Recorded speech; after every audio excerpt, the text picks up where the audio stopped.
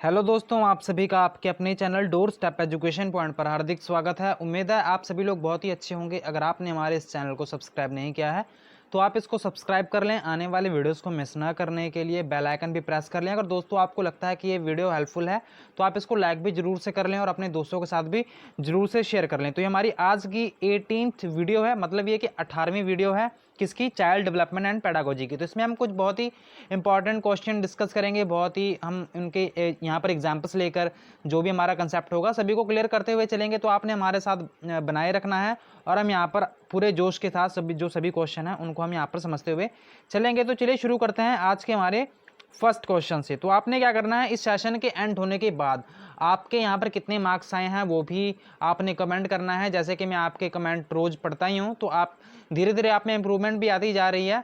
ठीक है, तो यहाँ पर देखते हैं हमारा आज का फर्स्ट क्वेश्चन क्या है। Which one of the following statement about assessment are correct. तो यहाँ पर किसकी बात कही जा रही है, असेसमेंट की, कि आकलन के बारे में निम्नलिखित कथनों में से कौन सी कथन है वो सही है। आपको ये बताना है कि कौन सा कथन सही है। तो हमने यहाँ पर ये देखना है कि यहाँ पर कौन कौन से कथन सही हैं असेसमेंट को लेकर। तो यहाँ पर पहला कथन दिया हुआ है कि assessment should help student see their strengths and gaps and help the teachers fine tune her teaching accordingly. तो यहाँ पर क्या कहा जा रहा है कि आकलन से विद्यार्थियों को यह सहायता मिलती है कि वे अपनी शक्तियों और रिक्तियों को देख सकें और यहाँ पर शिक्षक उसके अनुसार उन्हें ठीक कर सकें। तो क्या ये होगा या फिर option number 2, assessment is meaningful only if comparative evaluation of students are made. तो यहाँ पर क्या कहा जा रहा है कि आकलन तभी सार्थक होता है जब विद्यार्थियों का तुलनात्मक मूल्यांकन हो, या फिर ये होगा या फिर option number 3, assessment should assesses not only memory but also understanding and application। तो यहाँ पर क्या कहा जा रहा है कि जो आकलन है आपका केवल जो स्मरण शक्ति होती है उसका ही नहीं, बल्कि जो आपका बोधन और यहाँ पर जो अनुप्रयोग होता है वो भी होना चाहिए।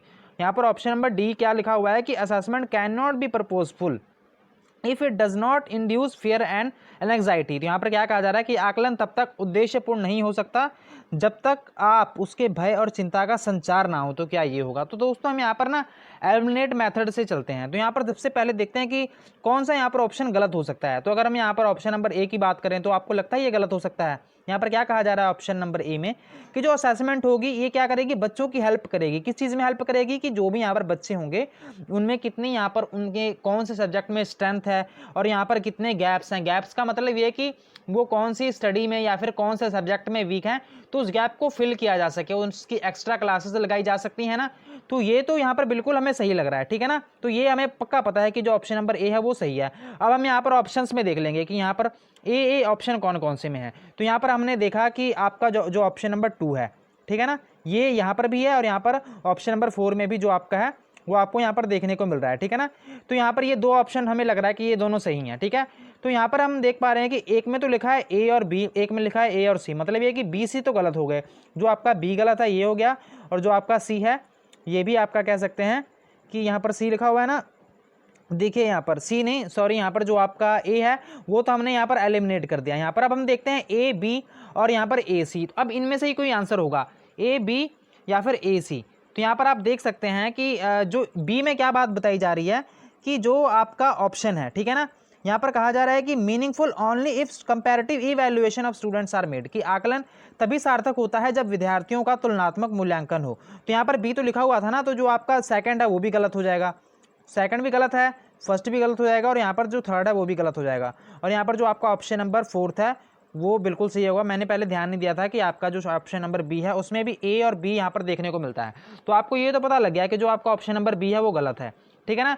तो आप ऐसे ही एलिमिनेट कर सकते हैं कि ऑप्शन नंबर बी कौन कौन से में है, ए में भी है, बी में भी है और सी में भी है। और यहाँ पर अगर हम बात करें ए और सी कैसे सही हो सकता है, यहाँ पर क्या लिखा हुआ है कि जो असेसमेंट है, एक तो यहाँ पर फर्स्ट ऑप्शन में लिखा हुआ है कि बच्चे के जितने भी गैप्स होंगे उनकी स्ट्रेंथ होगी, इस पर बच्चा जो टीचर होता है वो ध्यान देता है। और यहाँ पर ऑप्शन नंबर सी में क्या लिखा है, यहाँ पर आप देख सकते हैं कि assessment should assesses not only memory, कि यहाँ पर जो आपकी मेमोरी है, ठीक है ना, सिर्फ उसका ही नहीं बल्कि जो आपने कितना अंडरस्टैंड किया है किसी कंसेप्ट को, यहाँ पर इस पर भी ध्यान दिया जाता है। तो आपका जो ऑप्शन नंबर यहाँ पर सी और यहाँ पर ऑप्शन नंबर ए है, ये दोनों आपका बिल्कुल ही सही आंसर है। तो यहाँ पर उसके हिसाब से आपका ऑप्शन नंबर डी बिल्कुल ही यहाँ पर सही आंसर है। तो चलिए चलते हैं आज के हमारे नेक्स्ट क्वेश्चन पर। तो ये एनसीएफ का क्वेश्चन है, सॉरी यहाँ पर राइट टू एजुकेशन का एक्ट का यहाँ पर क्वेश्चन है 2009 का। तो यहाँ पर क्या कहा जा रहा है कि चिल्ड्रन विद स्पेशल नीड्स। तो यहाँ पर जो चिल्ड्रन होते हैं स्पेशल नीड्स वाले, पहले आपको ये पता होना चाहिए कि बच्चे होते कौन से हैं, कौन से बच्चे, जो यहाँ पर विशेष आवश्यकता वाले बच्चे, जैसे कि जिन बच्चों को यहाँ पर बहुत ही ज़्यादा जरूरत पड़ती है, या फिर वो डिसेबल्ड आप कह सकते हैं, दिव्यांग बच्चे होते हैं, या फिर उनको विजुअली कुछ देखने में समस्या होती है, या फिर उनको सुनने में समस्या हो सकती है, या फिर कोई चीज़ अगर आप उनको समझा रहे हैं तो उनको थोड़ा सा लेट समझ आता है, यहाँ पर बहुत सारी यहाँ पर बातें हो सकती हैं। तो आपने इसको देखना है एक बार। तो इसमें से कौन सा यहाँ पर होगा कि 2009 के अनुसार जो हुआ है right to education act 2009, children with special needs should study. तो यहाँ पर आपको बताना है कि at home with their parents, कि उनको घर पर पढ़ना चाहिए, and care giver providing necessary support, कि यहाँ पर घर पर माता पिता और देखभाल करने वाले के साथ उन्हें आवश्यक सहायता उपलब्ध कराएं। तो क्या आपको ये लगता है ये होना चाहिए, या फिर जो आपका ऑप्शन नंबर 2 है कि an in special school created exclusively for them, कि यहाँ पर खास तौर पर उन्हीं के लिए बनाए गए विशेष विद्यालयों में, तो आप क्या करेंगे, उनके लिए जो विशेष विद्यालय होते हैं वो बनवा देंगे, या फिर आप ऐसा करेंगे, या फिर option number C in inclusive education setup with provision to cater to their individual needs. तो यहाँ पर इनमें कहा जा रहा है ऑप्शन नंबर 3 में कि जो समावेशी शिक्षा होती है इस व्यवस्था में इस प्रावधान के साथ उनकी व्यक्तिगत आवश्यकताओं की पूर्ति की जा सकती है, या फिर option number D in vocational training centre which would prepare them for life skills. तो यहाँ पर क्या कहा जा रहा है कि व्यावसायिक प्रशिक्षण केंद्रों में जो उन्हें जीवन कौशलों के लिए तैयार करेंगे। तो हम देखते हैं यहाँ पर इसका सही आंसर कौन सा है। तो सबसे पहले आपको ये देखते हैं कि जो आपका सही आंसर कौन सा है। ये आपका जो ऑप्शन नंबर 3 है वो बिल्कुल सही है, और यहाँ पर ये क्यों सही है, बाकी के ऑप्शन यहाँ पर क्यों गलत है, इसके बारे में भी डिस्कस कर लेते हैं। तो दोस्तों जब आपको याद होगा कि जब आपका ये जो स्पेशल स्कूल वाला जब फॉर्मूला आया था, ठीक है ना, स्पेशल स्कूल वाला जब फॉर्मूला आया था तो उसमें ये बात कही गई थी कि हम ना इसमें सिर्फ जो दिव्यांग बच्चे हैं उनको ही यहाँ पर एडमिट करेंगे। मतलब ये कि जिनको यहाँ पर नीड है, ठीक है ना, जो जिनको यहाँ पर बच्चों को बहुत ज़्यादा नीड है, जैसे कि या फिर वो दिव्यांग हो सकते हैं, उनके लिए स्पेशल स्कूल हम खोल देंगे। बाद में एक इंक्लूसिव एजुकेशन का, समावेशी शिक्षा का फॉर्मूला लाया गया, जिसमें ये कहा गया कि भाई हम ना किसी के लिए स्पेशल स्कूल नहीं खोलेंगे, हम उसी स्कूल में जो रेगुलर स्कूल होते हैं ना उसी को कहा गया यहाँ पर इंक्लूसिव एजुकेशन में, कि ये जो रेगुलर स्कूल है ना हम इसी में बच्चों को दाखिला देंगे। और जिन बच्चों को, जैसे मान लीजिए कि कोई बच्चा है वो चल फिर नहीं सकता, ठीक है ना, उसको यहाँ पर चलने फिरने में प्रॉब्लम आ रही है, तो उसको व्हील चेयर पर वो आ रहा है क्लास में, तो उसके क्लास में उसके जो भी यहाँ पर नीड्स हैं, अब टीचर को यहाँ पर या फिर जो क्लास को उसको उस पर ध्यान देना पड़ेगा। उस जो क्लास होगी उसकी जितनी भी यहाँ पर ज़रूरतें हैं उसको यहाँ पर पूरा किया जाए। तो इंक्लूसिव एजुकेशन में यही कहा गया था कि आप बच्चों को हमदर्दी नहीं देंगे, एम्पैथी देंगे, कि हाँ भी उसको एक हिसाब से थोड़ी बहुत यहाँ पर हेल्प करेंगे बच्चों की, कि आप उसको ना ऐसा फील नहीं होने देंगे कि हाँ भी वो बेचारा है। तो ये उस हिसाब से जो आपका ऑप्शन नंबर 3 है वो बिल्कुल सही है। अगर हम यहाँ पर बाकी ऑप्शन की बात करें, ऑप्शन नंबर 1 में क्या कहा जा रहा है कि आप जो पेरेंट्स के साथ ही बच्चा शिक्षा लेगा, तो ये बात गलत हो जाएगी। ऑप्शन नंबर 2 में कहा जा रहा है कि यहाँ पर एक स्पेशल एनवायरनमेंट उनके लिए खड़ा कर दिया जाए, तो ये भी गलत है। ऑप्शन नंबर 4 में भी यहाँ पर वोकेशनल ट्रेनिंग की बात कही जा रही है, ठीक है ना, तो ये भी यहाँ पर गलत हो जाएगा। तो देखते हैं, ये हमारा जो ऑप्शन नंबर आपका 3rd है वो बिल्कुल सही है। तो चलिए चलते हैं आज के हमारे नेक्स्ट क्वेश्चन पर। तो देखते हैं, ये हमारा आज का 3rd क्वेश्चन है, an effective teacher in a classroom where student come from diverse background would. तो यहाँ पर क्या कहा जा रहा है कि जिस कक्ष में विविध पृष्ठभूमि से विद्यार्थी आते हों वहाँ एक प्रभावी शिक्षक, तो इस किसकी बात कही जा रही है कि an effective teacher in a classroom where student come from diverse background. तो यहाँ पर किसकी बात कही जा रही है, स्टूडेंट्स की, कि भाई डाइवर्स बैकग्राउंड का मतलब क्या है, अमीर हो सकते हैं, गरीब हो सकते हैं, या फिर और भी बहुत सारी यहाँ पर बातें हो सकती हैं कि भाई क्या पता कोई और बैकग्राउंड से आते हों, गांव से आ सकते हैं, शहर से आ सकते हैं।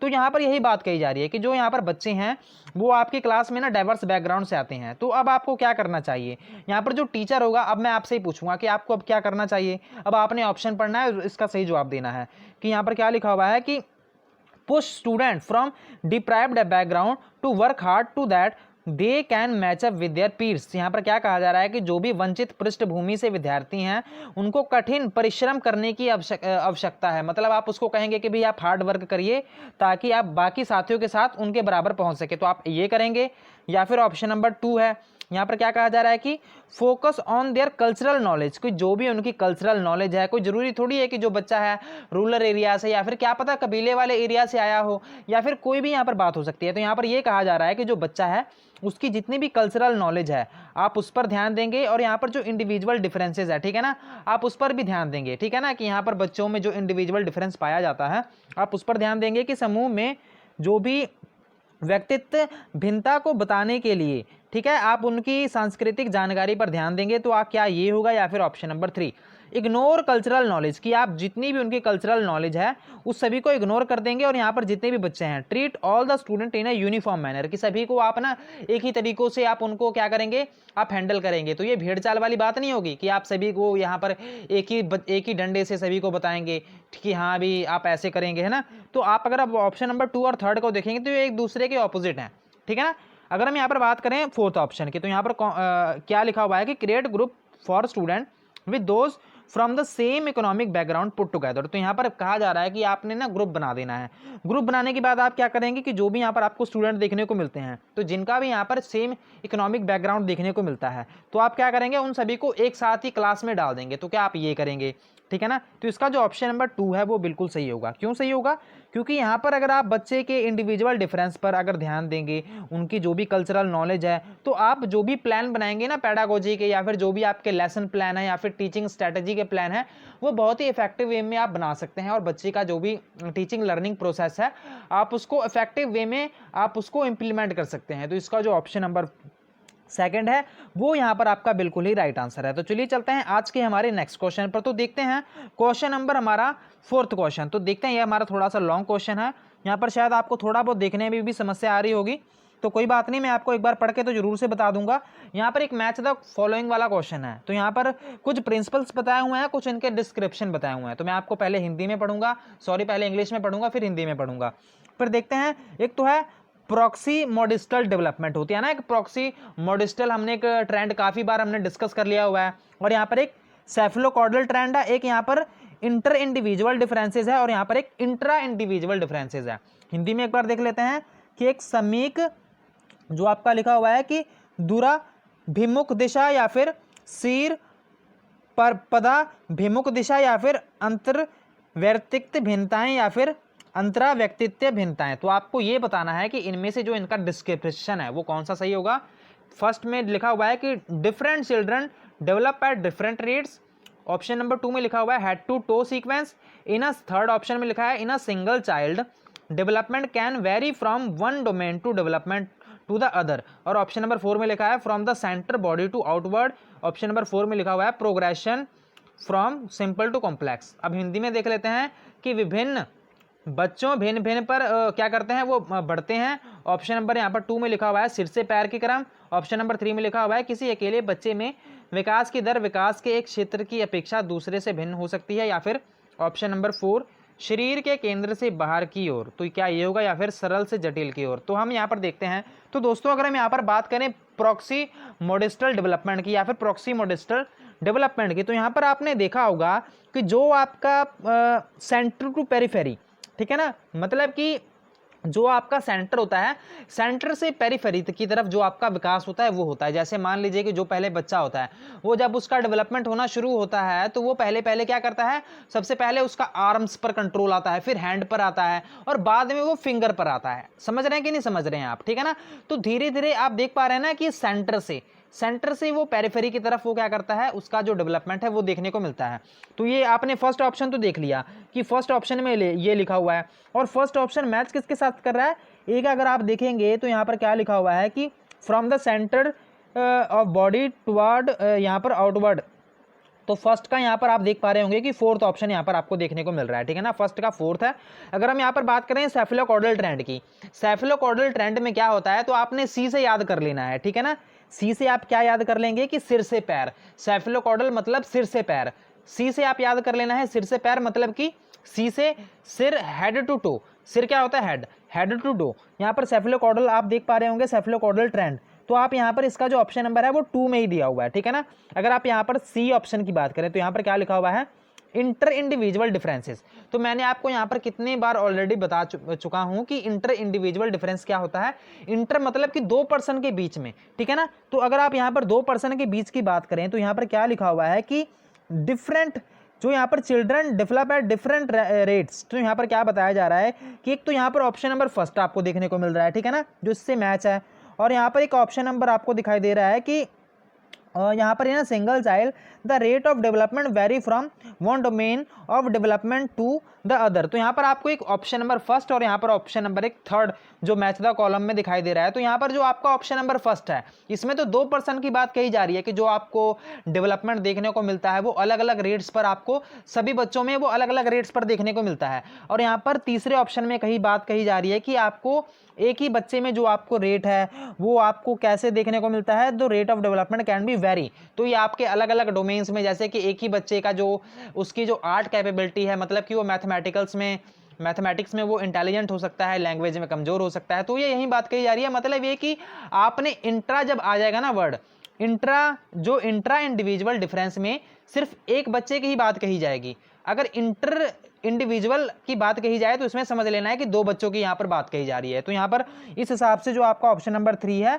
सॉरी यहाँ पर जो आपका सी ऑप्शन है यहाँ पर इंटर इंडिविजुअल डिफरेंस का, तो आपका आ जाएगा ऑप्शन नंबर यहाँ पर देख सकते हैं कि फर्स्ट, ठीक है ना। अगर आप यहाँ पर ऑप्शन नंबर डी की बात करें तो इसका आ जाएगा ऑप्शन नंबर आपका 4, ठीक है ना। फ्रॉम द, सॉरी यहाँ पर जो आपका कहाँ लिखा हुआ है कि in a single child the rate of development, intra individual का आपका आ जाएगा ऑप्शन नंबर आपका थर्ड आ जाएगा, ठीक है ना। तो यहाँ पर हम ऑप्शन देखते हैं तो यहाँ पर कौन सा सही होगा।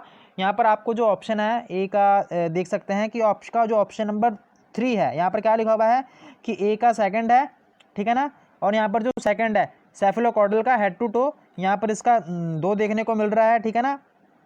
तो यहाँ पर आप देख सकते हैं कि आपका जो सही आंसर होगा ऑप्शन नंबर 3 आपका यहाँ पर बिल्कुल ही सही आंसर है। तो देख सकते हैं आप ऑप्शन नंबर जो आपका 3 है वो यहाँ पर बिल्कुल ही राइट आंसर है। आपने एक बार मैथ जरूर से कर लेना है, मैं आपको दोबारा से बता देता हूँ।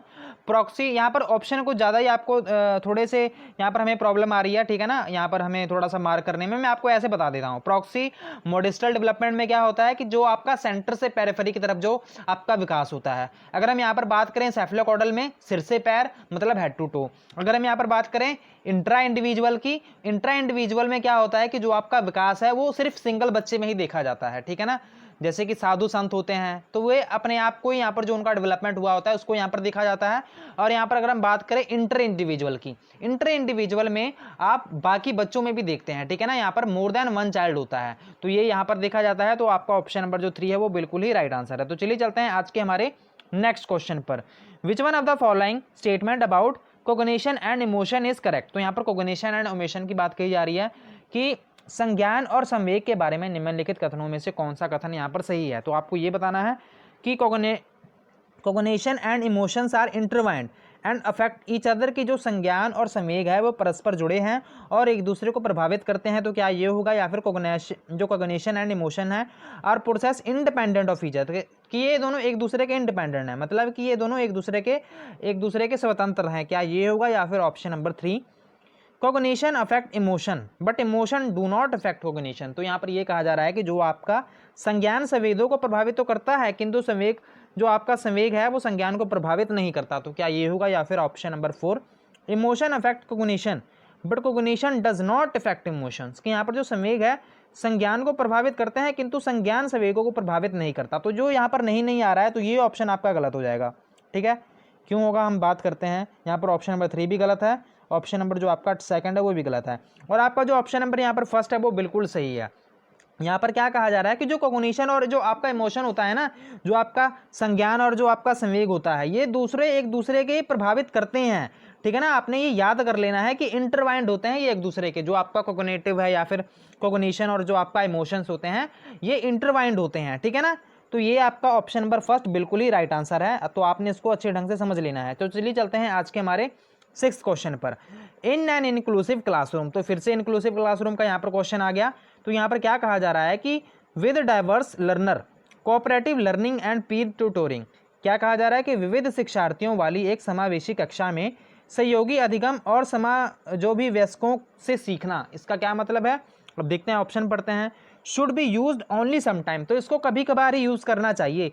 यहाँ पर क्या किसकी बात कही जा रही है कि जो कोऑपरेटिव लर्निंग और यहाँ पर पीयर ट्यूटोरिंग है, ठीक है ना, इंक्लूसिव क्लासरूम में आप इनको क्या करेंगे, आप इसको कभी कभार ही यूज़ करेंगे, ठीक है ना। In it Pro-Matte comparison with classmates, की केवल कभी कभी आप इसका प्रयोग करेंगे। या फिर option number 2 should be actively discourage, कि आप इसका बिल्कुल ही प्रयोग ही नहीं करेंगे, ठीक है ना, कि निरुत्साहित किया जाना चाहिए इसको, या फिर प्रतियोगिता को बढ़ावा देना चाहिए। तो हम दोस्तों यहाँ पर कंपटीशन में जो भी होता है कि हम इसको यहाँ पर जो भी बच्चों में कंपटीशन वाली भावना लाने से थोड़ा सा प्रेज करते हैं, ठीक है ना।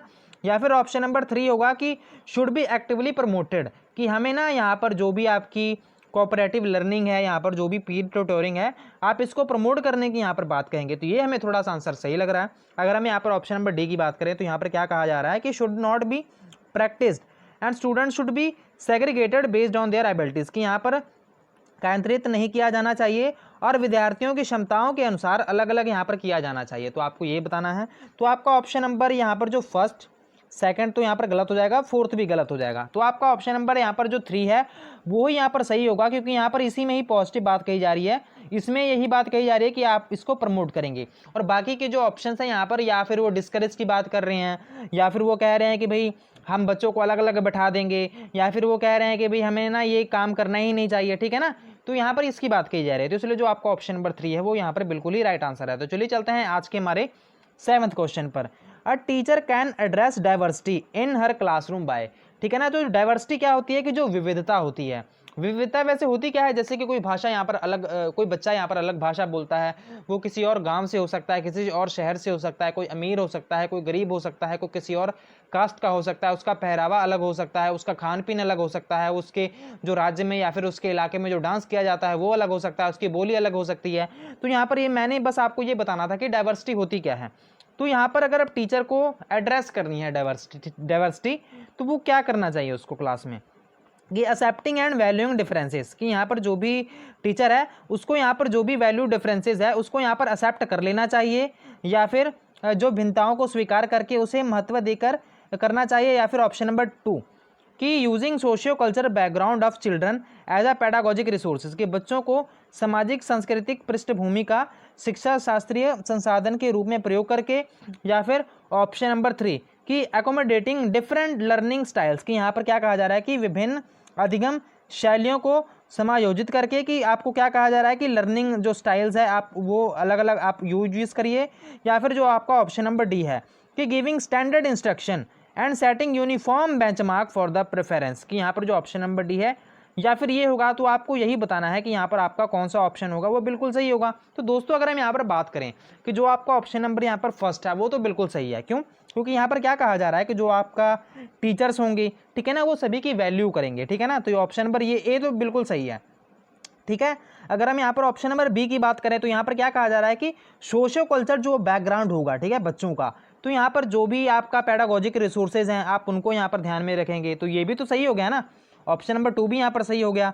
अगर हम यहाँ पर बात करें सी में क्या लिखा हुआ है कि अकोमोडेटिंग डिफरेंट लर्निंग स्टाइल, तो यहाँ पर अगर आप अलग अलग तरीके अपना रहे हैं बच्चों को पढ़ाने के लिए तो ये भी तो अच्छी बात है ना, कि यहाँ पर क्या कहा जा रहा है कि विभिन्न अधिगम शैलियों का अगर आप समायोजित करते हैं तो ये तो अच्छी बात है। ऑप्शन नंबर यहाँ पर सी भी सही है। यहाँ पर अगर हम डी की बात करें, ठीक है, यहाँ पर क्या कहा जा रहा है कि गिविंग स्टैंडर्ड इंस्ट्रक्शन, तो आप क्या करेंगे कि मानक निर्देश देकर कि नियम निष्पादन हेतु सर्वमान्य मानदंड निर्धारित करेंगे। तो ऑप्शन नंबर आपका जो डी है वो गलत हो जाएगा, ठीक है। तो यहाँ पर अगर आप ऑप्शन को देखेंगे तो आपका जो ऑप्शन नंबर 4 में ए बी सी सिर्फ इसी में दिया हुआ है, तो आपका जो ऑप्शन नंबर यहाँ पर डी है वो यहाँ पर बिल्कुल ही राइट आंसर हो जाएगा। बाकी के जो ऑप्शन हो जाएंगे वो हो जाएंगे बिल्कुल ही यहाँ पर गलत, ठीक है ना, इस ऑप्शन के हिसाब से। तो चलिए चलते हैं यहाँ पर देखते हैं कि कौन सा अब हमारा 8th क्वेश्चन आ गया है, तो इसके बारे में भी डिस्कस कर लेते हैं। A teacher ask her class to cover sharp edges of furniture, तो यहाँ पर क्या कहा जाता है, जैसे कि आपने बेंच देखे हैं ना, जो आपके बेंच होते हैं तो उसमें जो आपके तीखे तीखे जो उनके एजेस होते हैं, ठीक है ना, तो यहाँ पर क्या कहा जा रहा है कि कवर शार्प एजेस, कि इनको कवर कर दिया गया है फर्नीचर को कॉटन से, ठीक है ना। अब यहाँ पर क्या किया जा रहा है, यूज टच एंड फील, का अब यहाँ पर बच्चों को कहा जा रहा है कि आप ना इनको हाथ लगाइए और इसको फील करिए, महसूस करिए। तो यहाँ पर ये कहा जा रहा है कि ये जो नीड है, ठीक है ना, विच कैटेगरी ऑफ द बच्चे, की ये कौन सी कैटेगरी वाले जो बच्चे होंगे इसमें इनका यहाँ पर इनको यहाँ पर सिखाया जा रहा था। आपको यही बताना है कि ये कौन से बच्चे होंगे। अब आपको ये बताना है कि यहाँ पर कोई शिक्षिका अपनी कक्षा में फर्नीचर की तीखी धार वाले किनारों को रुई से ढका रखने को कहती है और छुओ तथा अनुभव करो वाले सूचना पट्टों का उपयोग करने को कहती है। वह किस वर्ग के विशेष शिक्षार्थियों की आवश्यकता पूरी करने का प्रयास कर रही है। तो आपको ये बताना है कि कौन से वर्ग के जो बच्चे हैं उनका ये प्रयास कर रही है। तो यहाँ पर अगर आप देखेंगे तो क्या वो विजुअली इम्पेयर्ड मतलब कि वो दृष्टिहीन बच्चे होंगे, या फिर जिनको सुनने में समस्या होगी कि हेयरिंग इम्पेयर्ड लर्नर, या फिर ऑप्शन नंबर सी कि लर्निंग इम्पेयर्ड लर्नर्स की सीख ना सकने वाले शिक्षार्थी, या फिर ऑप्शन नंबर डी कि सोशली डिसएडवांटेजेस लर्नर की सामाजिक रूप से वंचित शिक्षार्थी। तो आपको ये बताना है कि कौन सा ऑप्शन यहाँ पर बिल्कुल ही सही होने वाला है। तो आपका ऑप्शन नंबर फर्स्ट बिल्कुल सही है। क्यों सही है? क्योंकि यहाँ पर जो दोस्तों अगर जो बच्चे सुन ही नहीं सकते तो उनको थोड़ी यहाँ पर कहा जाएगा कि आप इनको हाथ लगाइए और महसूस करिए कि ये चीज़ क्या है। और यहाँ पर लर्निंग इम्पेयर्ड की ना यहाँ बात कही जा रही है, ना यहाँ पर सोशली डिसएडवांटेजेस बच्चों की बात कही जा रही है। तो आपका जो ऑप्शन नंबर फर्स्ट है वो यहाँ पर बिल्कुल ही राइट हो जाएगा। क्यों? क्योंकि जो विकलांग बच्चे हैं मतलब कि जो देख नहीं सकते उनको ही यहाँ पर कहा जाएगा कि आप आइए इसको महसूस करिए कि ये कौन सी चीज़ है। तो उम्मीद है आपको ये वाला क्वेश्चन है वो समझ आ गया होगा। तो चलिए चलते हैं आज के हमारे सेकेंड लास्ट क्वेश्चन को। तो इसको समझ लेते हैं कि गिफ्टेड चिल्ड्रन की यहाँ पर बात कही जा रही है कि gifted children are best catered to by educational program that, कि यहाँ पर जो प्रतिभाशाली बच्चों के लिए सबसे अच्छे शैक्षिक कार्यक्रम वे होते हैं जो, तो यहाँ पर क्या कहा जा रहा है कि गिफ्टेड स्टूडेंट्स की यहाँ पर बात कही जा रही है कि make use of gift and reward to motivate them to perform according to the minimum standard of learning, कि उन्हें अधिगम के न्यूनतम मानकों तक काम करने को प्रेरित करने के लिए उपहारों और पुरस्कारों का उपयोग करते हैं। या फिर ऑप्शन नंबर 2 कि emphasize mastery of knowledge by recall, कि यहाँ पर प्रत्यस्मरण के द्वारा ज्ञान की प्रवीणता पर बल देते हैं। या फिर ऑप्शन नंबर 3 कि stimulate their thinking and give them opportunity to engage in a divergent thinking, यहाँ पर क्या कहा जा रहा है कि उनके चिंतन को प्रेरित कर उन्हें विविध विचारों से व्यस्त रखने के अवसर देते हैं। या फिर ऑप्शन नंबर डी कि कंट्रोल देयर अग्रेसिव बिहेवियर, कि आप उनके आक्रमण जो व्यवहार है उस पर नियंत्रण करने की यहाँ पर बात कही जा रही है। तो दोस्तों यहाँ पर आपका ऑप्शन नंबर जो 3 है वो बिल्कुल सही है। कैसे सही है इसके बारे में भी हम डिस्कस कर लेते हैं। तो यहाँ पर आपके ना स्टिमुलेट जो आपकी थिंकिंग है और यहाँ पर जो भी नए नए अवसर प्रदान करने की बात कही जा रही है कि जो आपकी डाइवर्जेंट थिंकिंग है। तो आपको याद है ना कि कन्वर्जेंट थिंकिंग और डाइवर्जेंट थिंकिंग क्या होती है। तो डाइवर्जेंट थिंकिंग को हम क्रिएटिव थिंकिंग भी कहते हैं, कि जो यहाँ पर जैसे कि एक कोई क्वेश्चन पूछा गया तो या तो आप उसका सीधा सीधा जवाब दे दें, ठीक है ना, या फिर आप उसके 10 जवाब दे दें जो सही होंगे, ठीक है ना। तो हमें यहाँ पर इसके बारे में ऑलरेडी डिस्कस कर ही चुके हैं। तो ऑप्शन नंबर 3 आपका बिल्कुल ही यहाँ पर राइट आंसर है। बाकी के जो ऑप्शन हो जाएंगे वो यहाँ पर बिल्कुल ही गलत हो जाएंगे, क्योंकि यहाँ पर कुछ नेगेटिविटी की यहाँ पर बात कही जा रही है और यहाँ पर जो आपका ऑप्शन नंबर 3 है वो यहाँ पर बिल्कुल ही बेस्ट आंसर है। तो चलिए चलते हैं आज के हमारे लास्ट क्वेश्चन पर, तो इसको भी देख लेते हैं। तो यहाँ पर किसकी बात कही जा रही है, which one of the following statement about student failure in school are correct. तो यहाँ पर जो बच्चे हैं वो यहाँ पर फेल हो जाते हैं, ठीक है ना, तो उनके फेलियर की यहाँ पर कौन सी बात है वो आपको ये बताना है कि कौन सी सही है। कि विद्यालयों में विद्यार्थियों की असफलता के बारे में निम्नलिखित में से कौन सा कथन सही है। Student belonging to certain castes and community fail since they do not have ability. तो यहाँ पर ये कहा जा रहा है कि कुछ ना स्पेसिफिक कास्ट के बच्चे हैं तो वो यहाँ पर अक्सर फेल हो जाते हैं। तो क्या आपको लगता है ये बिल्कुल सही होगा? तो मैं तो भाई इसको कहूँगा कि ये आप ऐसे ही देख कर ही बता देंगे। तो ये ऑप्शन नंबर फर्स्ट तो यहाँ पर बिल्कुल गलत हो जाएगा, हम सीधा ही एलिमिनेट कर देंगे। ऑप्शन नंबर 2 में यहाँ पर क्या कहा जा रहा है कि student fail in school because appropriate rewards are not offered.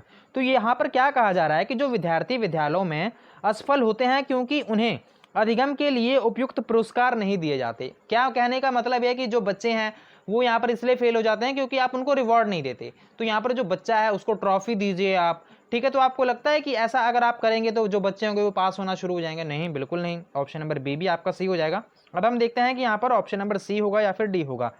यहाँ पर क्या लिखा हुआ है कि student fail because teaching is not done in manner in which it is meaningful to them. तो यहाँ पर ये कहा जा रहा है कि जो विद्यार्थी हैं असफल होते हैं क्योंकि जो शिक्षण है उस तरीके से नहीं किया जाता जो उनके लिए सार्थक हो। तो यहाँ पर जो आपकी शिक्षा है वो जो यहाँ पर टीचर का ही यहाँ पर दोष बताया जा रहा है कि जो आपके जो टीचर्स हैं, ठीक है ना, वो यहाँ पर इस तरह से बच्चों को पढ़ा ही नहीं पा रहे हैं कि जिससे जो बच्चा है वो अच्छे नंबरों से पास हो जाए या फिर उनको समझ आ पाए।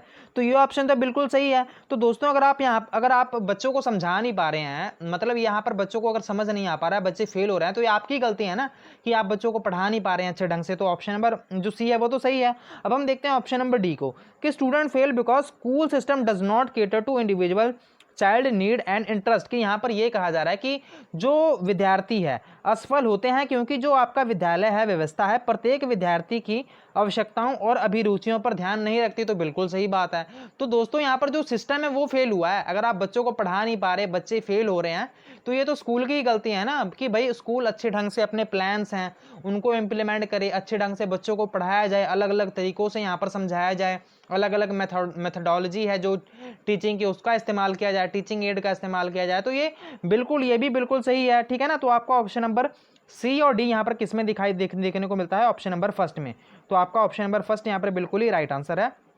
तो ये हमारा आज का लास्ट क्वेश्चन था। उम्मीद है आपको ये सेशन, इस सेशन से बहुत ही हेल्प मिली होगी। तो ये हमारा आज का 18th लेक्चर था। इस हिसाब से हमारे 100 जो आपके 80 क्वेश्चन है, ठीक है ना, 180 क्वेश्चन सिर्फ पेडागोजी के वो कंप्लीट हो चुके हैं। तो मैंने जैसे कि आपको प्रॉमिस किया है कि हम यहाँ पर 500 जो बेस्ट क्वेश्चन है इसको यहाँ पर कंप्लीट करेंगे। तो आपको ये सेशन हेल्पफुल लगा हो तो आप इसको लाइक कर लें, और अगर आप दोस्तों के साथ शेयर करना चाहें तो उसको दोस्तों के साथ भी शेयर जरूर से कर लें। अगर आपने हमारे इस चैनल को सब्सक्राइब नहीं किया है तो आप हमारे इस चैनल को सब्सक्राइब भी कर लें। Thank you so much for watching, God bless you all. और दोस्तों आपके कितने मार्क्स आए हैं ये भी हमें जरूर से कमेंट करना है, ताकि हमें भी पता लग सके कि आपके यहाँ पर मार्क्स में इंप्रूवमेंट हो भी रही है या फिर नहीं हो रही है। तो चलिए अब अपना जो हमारा सेशन है इसको एंड करते हैं। Thank you so much for watching, God bless you all.